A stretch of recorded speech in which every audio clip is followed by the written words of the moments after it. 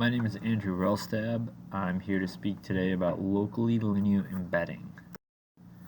So the basic idea of locally linear embedding is that we take a n-dimensional manifold and we're able to cast it into a lower dimensionalized space while preserving the geometric features of the manifold. As you can see here in these two pictures, we're able to cast the S manifold and the Swiss roll into a lower dimensionalized space and still preserve the geometry of the original manifold. On December 22nd, 2000, Sam T. Roas and Lawrence K. Saul wrote a paper titled Nonlinear Dimensional Reduction by Locally Linear Embedding. The main idea is that other methods of dimensionality reduction fail to be successful on non-linear spaces. As a result, and I'll show some examples in a second with kernel PCA and PCA that fail to take into consideration the total geometry of the object. LLE takes advantage of local geometry and then pieces it together to preserve the global geometry on a low dimensionalized space. So the basic idea is that we take splotches of the manifold that create a linear plane, and we then use that to help determine the geometry of the global. Of a three-dimensional Swiss roll. So PCA is on the Swiss roll. As you can see, it fails to preserve the geometric shape when we lower the dimension. Kernel PCA is the same way.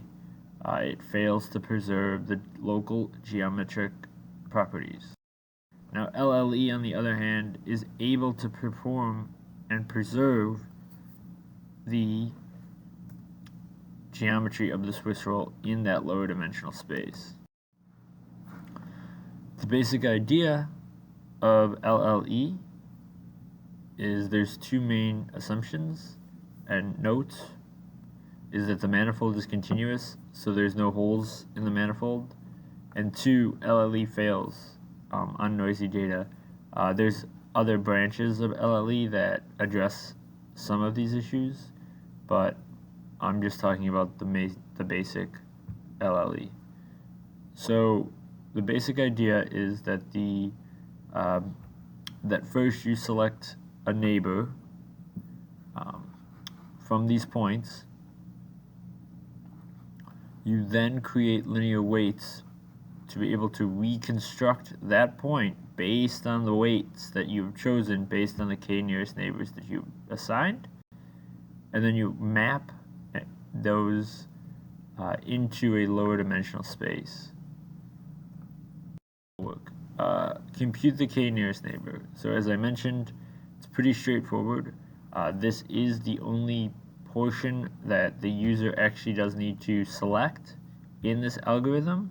So I just wanted to illustrate the detrimental effects of choosing a k that is too small. It fails to accommodate the entire geometry globally, and also choosing a k that is too large. So either too small or too large can have detrimental effects on the overall picture.